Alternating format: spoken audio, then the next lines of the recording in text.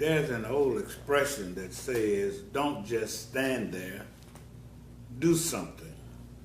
And in many instances, there are examples of how people, individuals, understand that statement and accept it, and then so they initiate projects and programs. I remember I founded an organization called the Adopt a Role Model Program, wherein we try to be a positive influence in the lives of African American boys who were from single family, female headed households.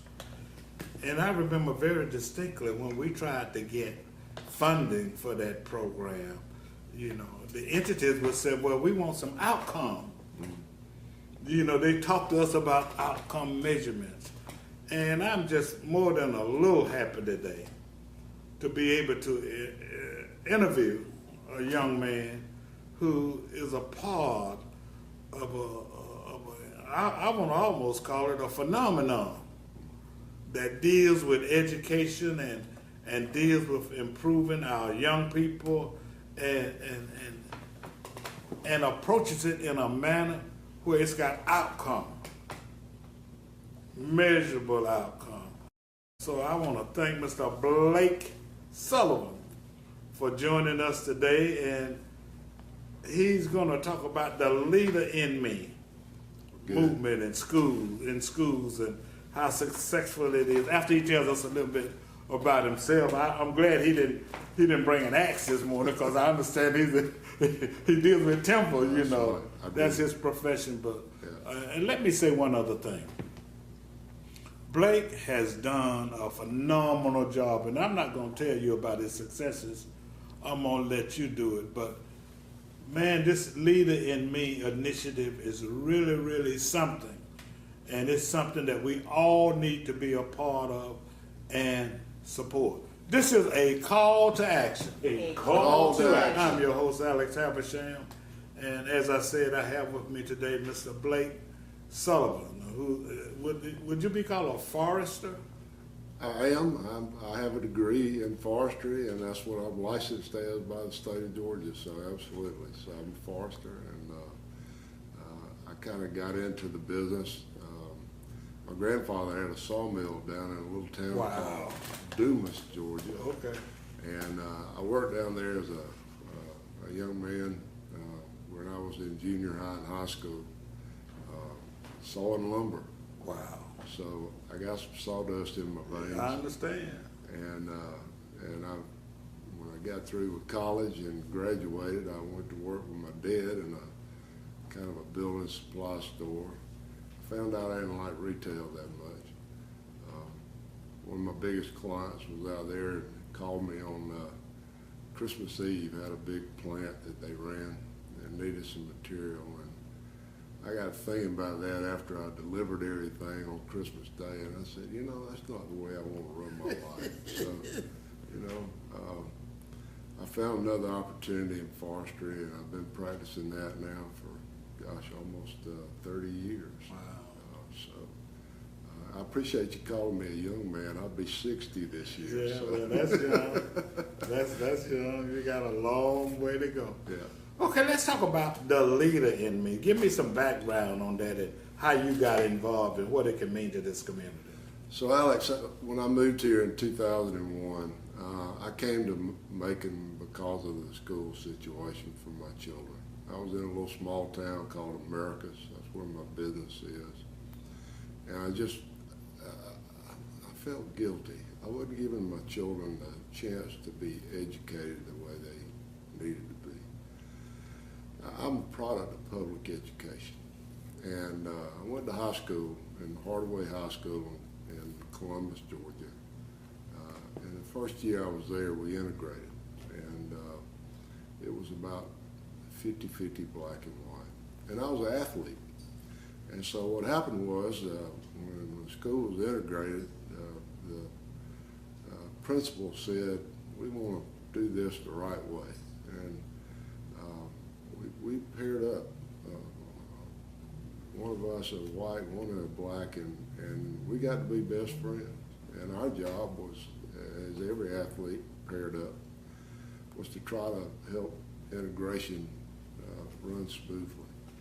And the best way to do that, of course, is to get to know one another. You know, if you play with one another, if you go over to somebody's house, you learn about each other. And, you know, it's not the color of your skin anymore. You developed a friendship. Friendships are colorblind. And when you do that, then, you know, it made a big impact on me. And I really wanted to be involved in public education because I believe it. Even though I didn't do that with my children. I wanted to. If I'd found the right way to do it, I would have. Unfortunately, when you have the business I have, you can't move around. All my clients are in one geographic area, and so I needed to stay either in Columbus or Macon or Albany, and I did. But for the first good number of years that I lived here, I wasn't involved much in the affairs of my community. I had my nose to the ground, and I was working hard, trying to support my family and get everybody educated and save enough for college and do all the things that we do as we're growing up and being a family man. And so I came to the realization in about 2008 that I needed to do something else for my community. I was not giving, and I needed to do that. And so I looked around and I said, you know, Macon is just on the cusp of being a great city. I mean, it's got everything. Yes, you know, we got road networks, we got railroads, we got first-class health care, we got higher education. We got it all. Natural resources, the whole bit. Water, yep. Everything. I said the only thing we're missing are the two things. One is good government, and the second one is good public education. And so I started working on both of those. I started working on good government, support and consolidation, and doing that. And I'm so thankful that we buried the hatchet of being a divided community and finally came together to do something. And then once that occurred and the government started moving on, local government started moving on and doing, I think, a very good job. It became apparent that I needed to be involved in public education. And to be honest with you, I was quite frustrated. We had our school board wasn't doing a whole lot. Superintendent at the time wasn't very good. Came in with a big push, but turned out to be more talk than action. And so because of that, kids suffer. And so I said, where can I be involved? What can I do? How can I help? About the same time, this One Macon initiative got going. And so I kind of said, that's interesting. I like to see what our community's up to. So I attended a couple of meetings. I wasn't on the steering committee or anything else. I just went and showed up. And they said, we want to start this thing called a business education partnership. I thought, wow, that's intriguing.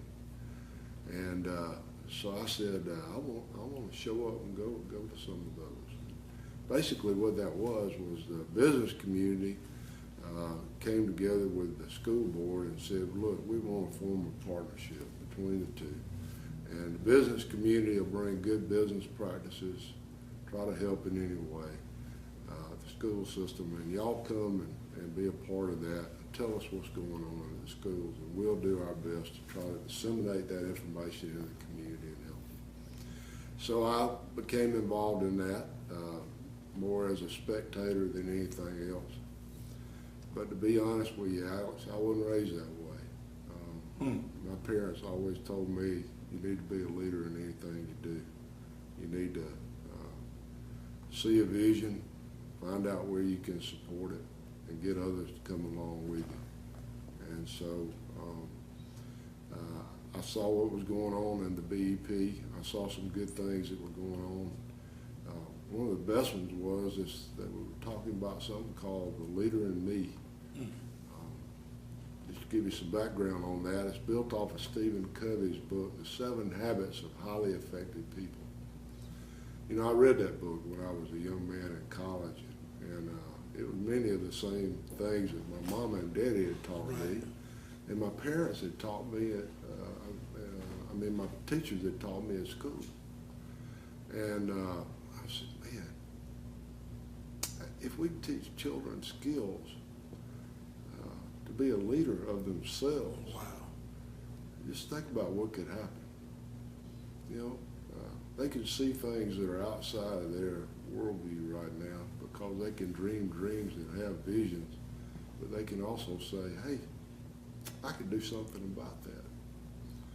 And so I studied that a lot, and came to the conclusion that it's a wonderful thing. And so the Chamber of Commerce, Industrial Authority, and the school board funded 2 schools, Sonny Carter Elementary, Bert L. Hunt Elementary School, and brought Leader in Me into both of those schools 2 years ago. And so as a scientist, I'm a skeptic. You know, I always say you can have a program if you want to, do whatever you want to do, but prove it. I want to see how it works. The proof is in the pudding. Proof is in the pudding. Always proof in the pudding. And so I started going to these 2 schools and just looking at the children and how they were practicing the skills that the Leader in Me would teach them. Simple things like putting first things first. Listen before you speak. Try to find common ground with somebody and synergize a problem you may have. You know, they're not anything real difficult, but what I was seeing with the children, they were practicing those skills, and they were saying, you know, I think I could be a leader of myself. They finally found somebody that could believe in them, and that was themselves. And so it's been wonderful to watch that transformation occur at those 2 schools and to see the children become leaders in themselves. I'll tell you the best benefit, Alex, I think. You know, all of our school systems, schools in our school system are Title I schools. And that means that 80% of the parents whose children go to those schools live at or below the poverty level. You know, that's a shame that we have that going on in this community. But most of the children of those parents have very little worldview. You know, what they get is brought to them by TV or radio or some type of media. But they often stay in their same neighborhoods. They don't have the ability to go travel somewhere or to experience something different.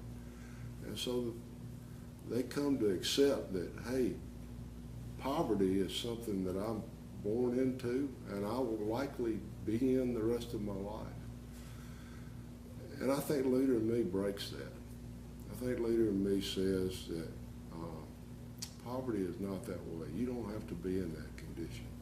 See, I believe that God made every child, black, white, brown, yellow, whoever, whatever color you are, you still have talents.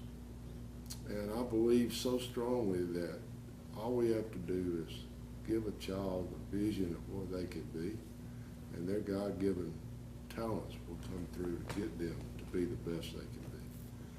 So I've watched that go on, and I moved from being a skeptic to being a diehard believer. And you know, it's been a wonderful thing to watch that occur in a few schools.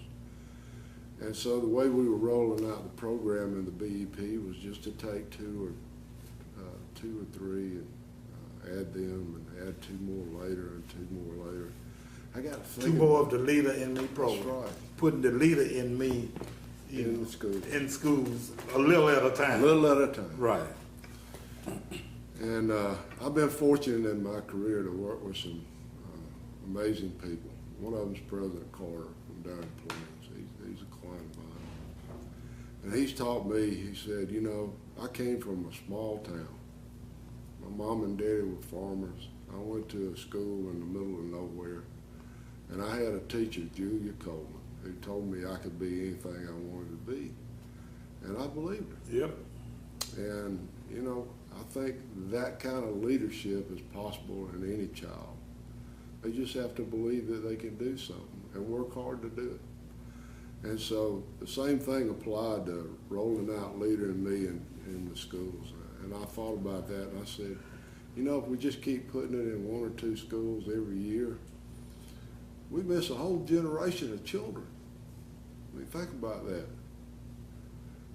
That's terrible. I don't want to see that happen. So I challenged everybody. I said, you know, we ought to roll this out to every school in our district, every elementary and middle school, 29 of them. I can't tell you how many people said you're crazy or no way we can do that or the rest of that. But, you know, when you believe in something and you see the results of it and you see what it can do, and somebody tells you that, look, the skills we're teaching these children today are lifelong skills. Right. They're just not going to disappear with, you know, it's kind of like riding a bike. Once you learn, you always know how to ride a bike. And the same thing goes with these skills. We're gonna, I want you to really talk more about these 7 principles and how the community can help. But we're gonna take a break and come right back. This is a call to action. A call to action. I'm your host, Alex Haversham, interviewing Mr. Blake Sullivan, and who's a comrade and a supporter and a developer and an encourager, and you name all of that stuff about the program called The Leader in Me. And we want everybody to learn about it. Blake's going to tell individuals how everybody can help. But anyway, we'll be right back.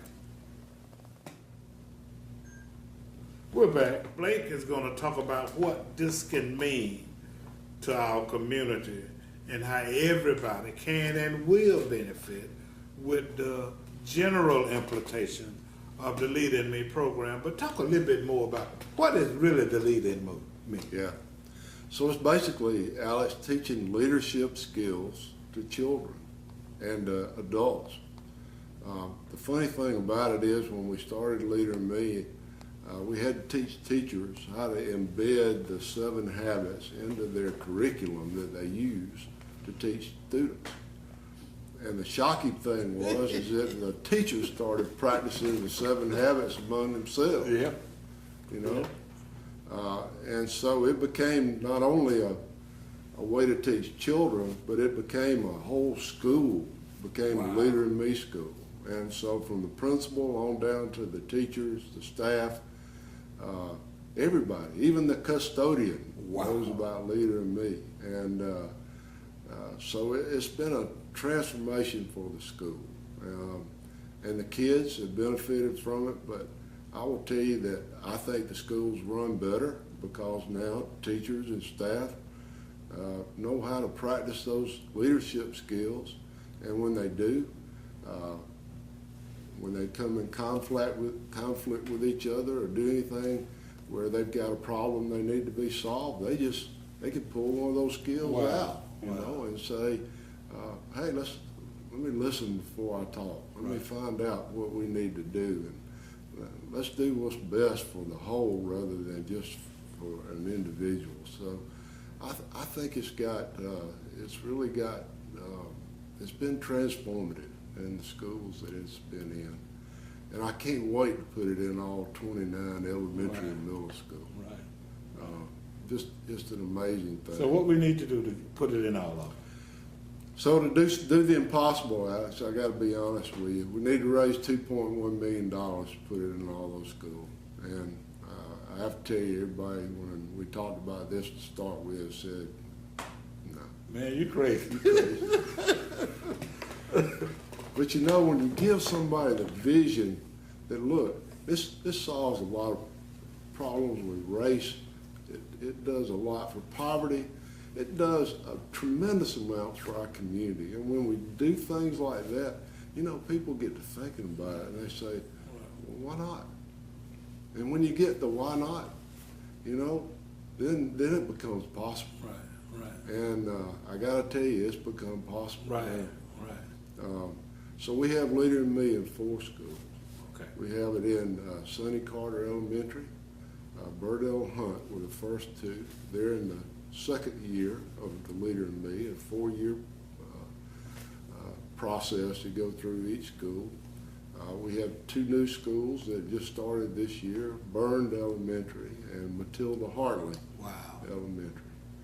And so we hope to be able to roll them out as they're ready. This is not a top-down thing. The superintendent doesn't come in and say, hey, you will put it in Right, the school. What we've been doing is just telling teachers and principals about how good Leader in Me is. Let me tell you the best outcome. What we've seen at the 2 schools that we started in was that discipline problems that we're having in schools have dropped so dramatically because children now are becoming, they learn those skills, and instead of going up and being disruptive in class or being disrespectful to one of their fellow students, they now learn the Leader in Me principle, and they've applied them to themselves. And if one child acts out, the rest of the class says, hey, you need to be a leader. And leaders don't act like that. Yes, sir. And so discipline problems have dropped dramatically at both schools. And so think about what that's done. So if you have a disruptive child in a classroom, teacher has to deal with that. That's correct. And all those other children in there are just innocent bystanders. There's no learning going on. Right. And so if we could cut down on that discipline problems in the schools, what that does is allow teachers to teach, and we give students the opportunity to learn without disruption. So that's been the biggest thing. I think it's changing the culture as well. I think when you interject leadership skills,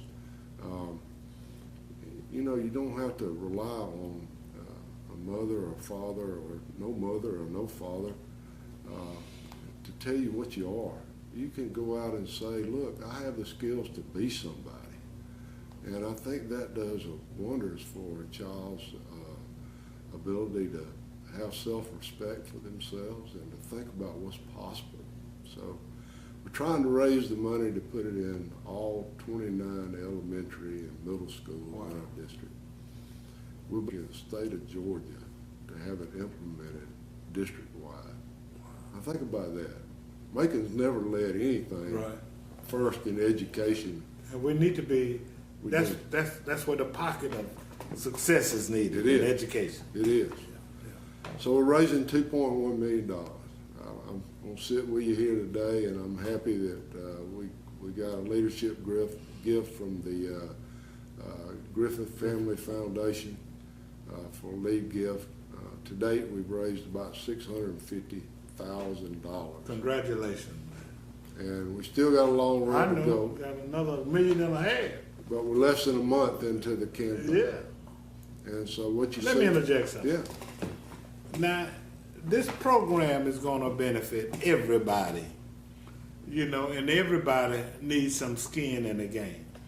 So Blake and I talked last week, and there are several principles. Mm-hmm. And so we were just kind of brainstorming, and then we came up with this idea of 7 for 7. Everybody can invest in it. It could be $7. It could be $70. It could be $700. It could be $70,000 or $700,000. But my point is that everybody needs to invest in this program because it benefits the entire community.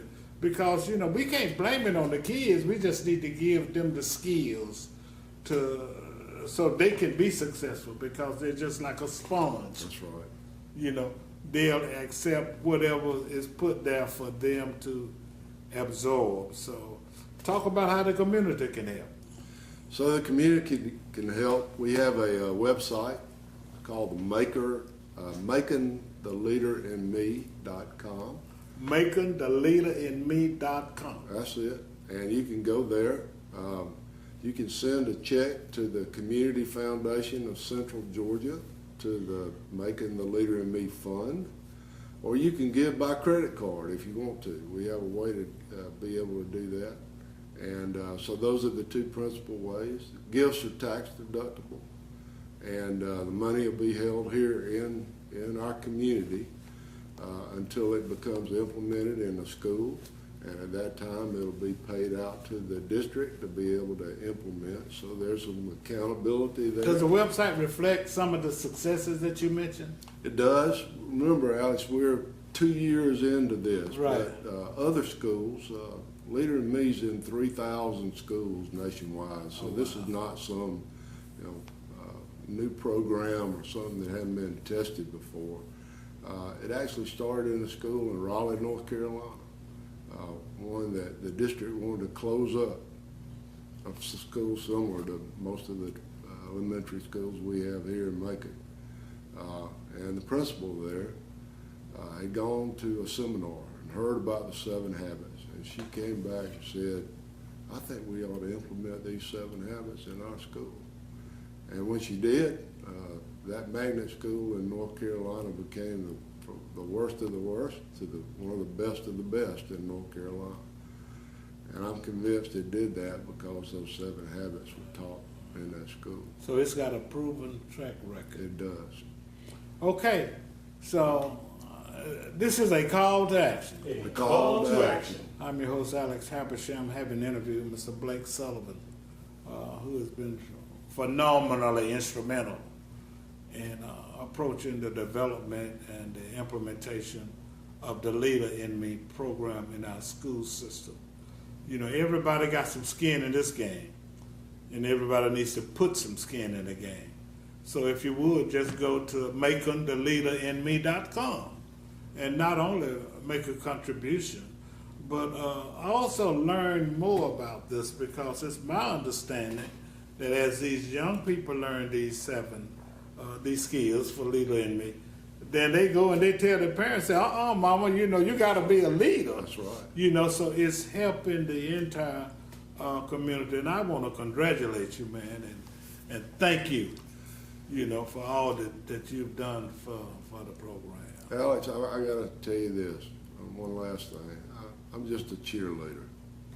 I'm a good cheerleader. The community is the one that's stepping forward. Black and white coming together to say this is important. We need to do something for our children. And it makes me so excited when I get up and think about this. It's just a wonderful thing. And so, thank the community. That's what I want to do. All right, I'm going to do that. They're the one who's I'm going to do doing that. it. And I'll tell you what I'm going to do. Once you raise $2.1 million, which you will do, I'm going to put on a cheerleader's uniform, okay? And then I'm making that commitment. So if you want to see Habersham, going rah, rah, rah, and doing all of that, then go to MaconTheLeaderInMe.com and contribute $7, or $70, or $700. This is a call to action. A call to action. I'm your host, Alex Habersham. Have a great day.